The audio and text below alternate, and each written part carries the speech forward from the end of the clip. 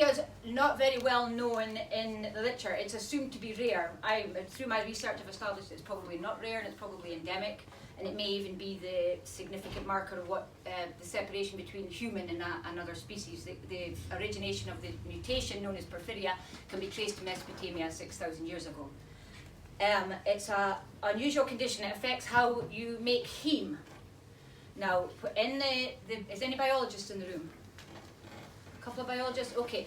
In every single cell in your body, there's two processes happening all the time. One is respiration, which is breaking down sugars to get energy to fuel the cell, and the other is heme production. The byproducts of respiration are used in the production of heme, and the byproducts of heme production are used in respiration. So they're symbiotic relations, symbiotic production processes. Heme is more important than respiration, right? Because it's used in for heme, it's attached to globin to make hemoglobin to transfer oxygen around your body. It's used in the cytochrome system, which is the detoxification system. So heme-based molecules are in your body which allow transport in and out of the cell. And it is the most important molecule of all of life and all of nature. Without heme, without the evolution of the molecule of heme, if you like, or its design, if you're a creationist like myself, then no life would be bigger than a mosquito. Okay?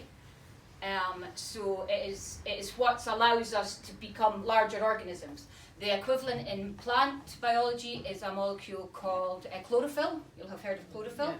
So there's only one, there's maybe like a one hydrogen oxide branch or a methane branch difference between heme and chlorophyll, plus in the center of a heme molecule is iron, and in the center of chlorophyll is magnesium, right?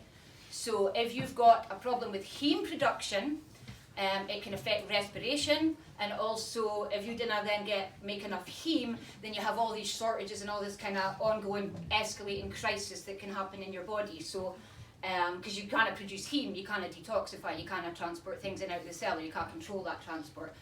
So inducing a heme production crisis can lead to fatal consequences. So if you have ordinary heme construction, then everything is controlled within like 1% of production. But if you've got a problem with any of the enzymes in the 7-step process of making heme, then these things called porphyrins build up in your system. And these porphyrins, depending on particularly where they are in your body, they affect the neurovisceral system, so they affect the nervous system and the emotions.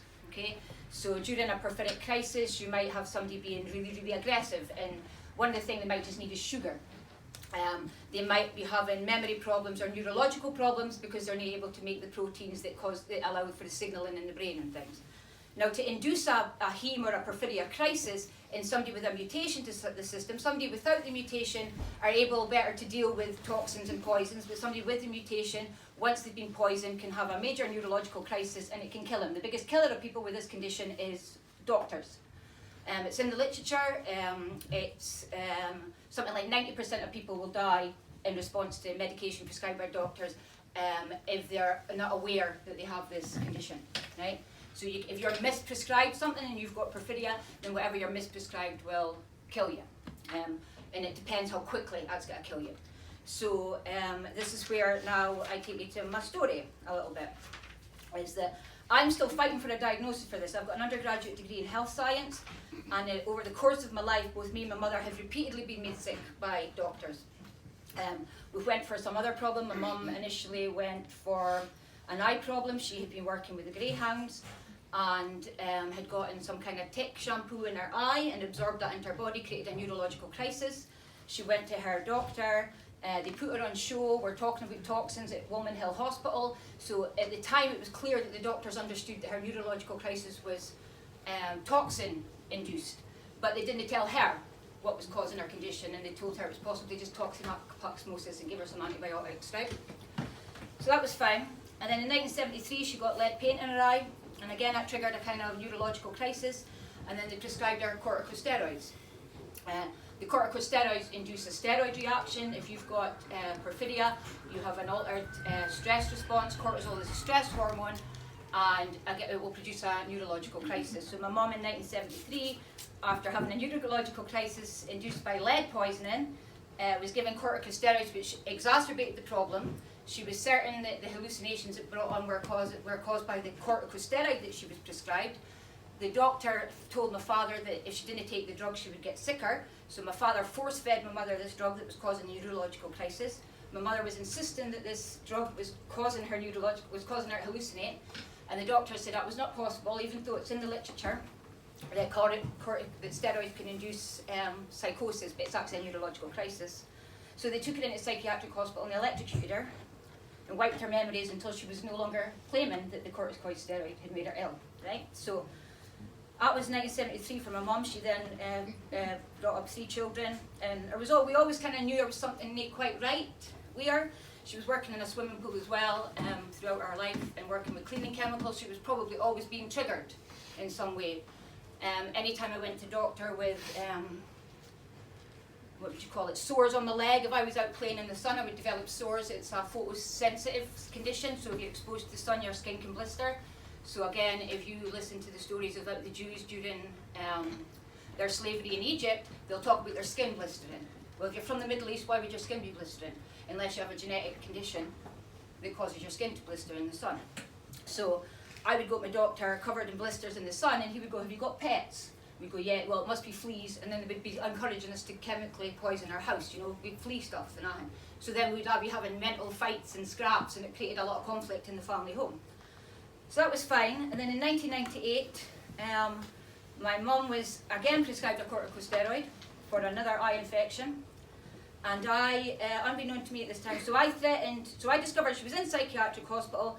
One of the doctors, a good doctor, took me aside and explained that my mum had got an ill with corticosteroids. Still no mention of the porphyria, just that some people have a bad reaction to steroids, right? Over 100,000 people in Scotland had a bad reaction to that same steroid and were electrocuted or taken into psychiatric hospital and given an ECT to wipe their memories of the fact that they had been prescribed something that made them lose their mind. So I discovered this in 1998, threatened to sue my mum's doctors. They immediately sectioned me, said I was delusional, said I was crazy, and they sent the police and fire brigade and everything to my house to break in my doors and stuff. I had set up a meeting with a patient's advocate the next day to discuss my mum's case and to get her out and to get her off of all the drugs that she was on, because if it was a steroid-induced psychosis, then what you need to do is remove all the drugs. I was doing a degree in health science at the time. But they were giving her so many drugs that even without the porphyria diagnosis, that in combination would kill her. 2 of them were now allowed to be prescribed together because they caused heart failure. So I was like, you fucking cunts you're fucked up, and you're trying to now kill her to cover up your fucking mess. So that's what got me sectioned. So I escaped, went on the run, ended up in Ireland. The Good Friday Agreement was signed that time that I was there. Anyway, and that was fine. So, and then I came back home. Everything was okay. We got back with our lives. My mum got out of psychiatric hospital, and then periodically, her or me have been triggered by something, and her or me have had a neurological crisis, and her or me have had to fight to get the medical profession to acknowledge that the intervention that they made is the thing that's triggering us. And then they've labelled us crazy and called in a psychiatrist rather than admit that the thing that they've given us is caused us to be ill. So that's happened to my mum 3 times, 3 or 4 times. And it's happened to me when I was on antidepressants for years. I was going with aggression problems. It's an exaggerated fight or flight, so they put me on antidepressants. But again, with antidepressants, you're nearly to be prescribed this with porphyria. So I had like insomnia, sleep paralysis, weight loss, agitation, panic attacks, all directly due to, in you come on, it's fine, that's all right. All directly due to the prescription of antidepressants, but they were telling me that this was a natural progression of my illness that I didn't actually have. I had porphyria and was reacting to stress in my life. So that's fine. So that's like the pre-story to the story that I told, and I'm not sure how much time I've got left.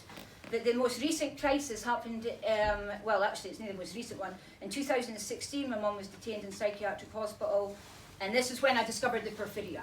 Because I realised that there was something else. It wasn't just like, I was looking for an alternative diagnosis, and I kept looking at other alternative mental illness diagnoses. And it wasn't until my mum was detained in 2016 that I looked at the literature for alternative things that can induce a psychiatric crisis. And it was very clear quickly that if you've got an exceptional sensitivity to poisons and toxins and medicines and to all these other things, weed killer, lice shampoos, medicines, antidepressants, then the likely thing was this porphyria. Now I can diagnose it directly. The doctors deny it, they refuse to test me for it. They then tested me a year after the test was valid and then said that I didn't have it, and then now they use that to say that any issue I've got is in madness. So there's a quite easy diagnostic tool that you can identify, was that your skin fluoresces pink under a UV light because you have porphyrin photoreactive molecules on the surface of your skin. So I just bought myself a UV light and went into my doctor and was like, right, now fucking deny it, right? Now deny it. And they still denied it, you know, and then that's when they agreed to test me for it, but it was a year too late because you've got to be tested within 5 days of exposure to a toxin, right? But the idea that you've found out what the toxin is within 5 days of exposure to it is nonsense, so it's almost impossible to get a diagnosis for this condition.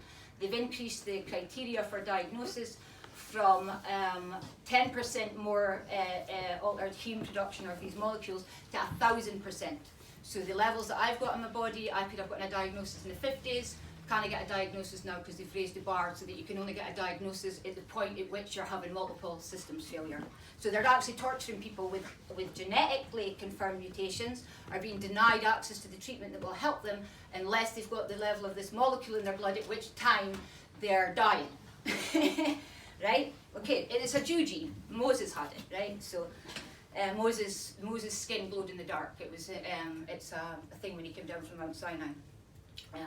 So that's fine. So the most recent crisis in my case was, and it's not the first time, I went to get a fill-in in November, had previously had a reaction to a metal crown, so I didn't want any more metals.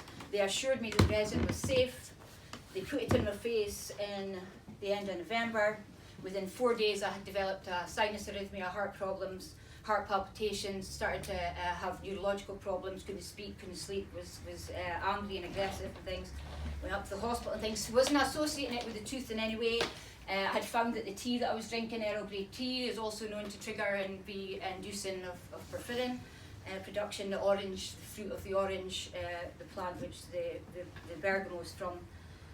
So I'd assumed it was the tea and had forgotten about the tooth. By January, February, I'm hearing a really high-pitched, high-frequency sound in my property. I'm agitated, I'm having heart problems, my my resting heart rate's like 200 beats a minute. I'm aware of a phenomenon in my environment, and then I discovered 2 smart meters had been illegally placed in the hallway in the building. So it's a photoreactive condition. So it makes your blood, floods your blood with photoreactive molecules, which means that you then can feel microwaves, right, at that point. When you're having a crisis, you can feel it. So then I'm trying to get the tooth out of my face, but I'm having a neurological crisis, I'm having heart problems, and I'm also trying to get the smart meters moved from the property. And at this point, nobody will help me. 7 different doctors refused to take the tooth out of my face, saying because it didn't have a sign of infection in the root, that it was a healthy tooth, even though it had 2 fillings on it, 1 metal and 1 resin. They were saying that, oh, it's a healthy tooth, they're not allowed to extract a healthy tooth. And it's got 2 fucking holes in it, 2 fillings in it, how's that a healthy tooth? It's got no infection in the root. 7 different doctors tell me this. I'm like, if I had a baby in my stomach, 9 months, you would cut a tooth for a cleft palate. And you're telling me that the tooth has got more fucking rights than me, right? 7 dentists refused to take out the tooth. It wasn't until I was at the point where I was having so many heart problems, vomiting in my garden, hysterical, couldn't be in my property, I was living in a tent in my garden because I couldn't be within the vicinity of a smart meter because it was making my heart race to 200 beats a minute. And it wasn't until that I noticed it had also affected my period. Because it's the resin that they use in dental fillings, they induce steroid production and they also induce estrogen production. Now, if you're a normal, healthy person, that might not be too bad, and it's for up to a year they will leach into your body, producing these reactions. It's bisphenol A or something. It's the same material they use to construct the plastic in fucking aeroplanes. And it's also, the way they do it, they put it in your body in layers. So it's a resin and it's dried, then a layer of resin and it's dried, it's a layer of resin. So that creates in physics terms, that's a transducer. So what was happening when I was in the presence of a smart meter was the tooth was transducing the electrical system. Because I had the porphyria, it was creating an alternative electrical charge in my body, so it was creating an electrical gradient that was allowing the signals from the smart meter to go straight to my heart. So whenever I was in any presence of any sound or high frequency sound, it was altering my heart rate and everything, right? Even like a helicopter was making my heart synchronize with a helicopter and stuff. So that was fine. And instead of treating me, instead of removing the tooth from my face, instead of acknowledging the scientific literature that I was presenting them with, They said that I was delusional and crazy. They broke into my house. They kidnapped me from my room, from my home. The doctors who I had previously dismissed, I wrote into them saying, I want nothing more to do with you. I think you've been testing drugs on me. I think you're fucking Nazis. It's quite clear that this is no longer an accident. That first is incompetence, second is negligence, third is fucking malevolence, right? Because that was the same drug and the same chemical thing that was affecting my body. So they kidnapped me from my house and brought me to a psychiatric hospital. And then I had then spent 3 weeks fighting to not be drugged against my will, fighting for 3 weeks not to be watched when I was showering, 3 weeks to refusing to, because I was saying I'm not going to be interviewed by you without a witness present, without it being recorded. So they refused to negotiate with me or discuss with me, or refused to do any interviews with me because I was recording every interaction, because my previous medical records show that they're lying on my records, they're fabricating in my medical records, and I can now prove this because for over a year now I've been recording my interactions with doctors, and they're falsifying my records in order to create the impression that I'm delusional and really dangerous and that I need to be detained and treated against my will. So now I get random visits from the bobbies. We're worried about your mental health, but because the bobbies arrested me when I was naked from my bedroom, I'm having a fear response, and it's porphyria is an exaggerated fight or flight response. So I'm now getting harassed by the police on a regular basis saying we have to check on your mental health. I'm trying to get rid of my doctors. They're still holding my medical records and refuse to let me unregister from them. So at any point in time they can turn up at my door hysterical, break in my door, and then demand that I'm seen by a psychiatrist. The dentist, one of the dentists that poisoned me in 2016, a previous dentist, he's left the country, sold his practice overnight, vanished, and he's went to Venezuela. The psychiatrist that treated me this time, who I can prove was falsifying my medical records and falsified the form that led to my detention, because he said that I believed all my teeth were transducers, and I was saying no, one tooth's a transducer. But when I was going to the dentist having a neurological crisis, they were taking out different teeth. So I was going saying I want this tooth removed, and I was then being injected, and they were removing different teeth. So I've got now, and because of the cross infection that this tooth caused in all my other teeth, I've lost 6 teeth from that side of my face as a result of one filling, right? But no teeth at that side of my face. Can't get the police to take a statement, can't get anybody to investigate my case, can't get anybody to look an interest in it. I'm alleged in torture and malevolent misdiagnosis and torture, and the police just routinely hand me over to these people that I accuse of torture.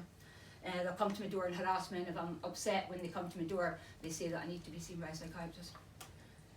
So anyway, so that's it. So I'm a prisoner in a concentration camp.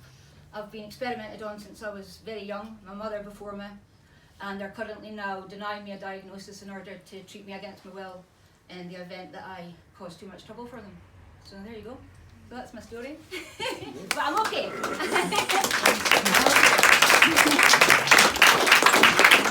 Thank you. That's supposed to happen. Okay. Right, thank you, Wendy. We come to a very last storyteller for the evening now. It's a welcome back. Got a fight from the very back.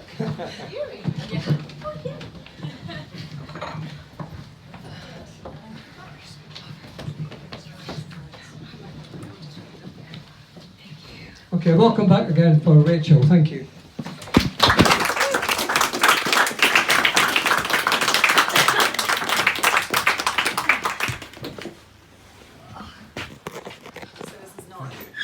Time telling a story, and it's also not the first time that Finn has put me on last, so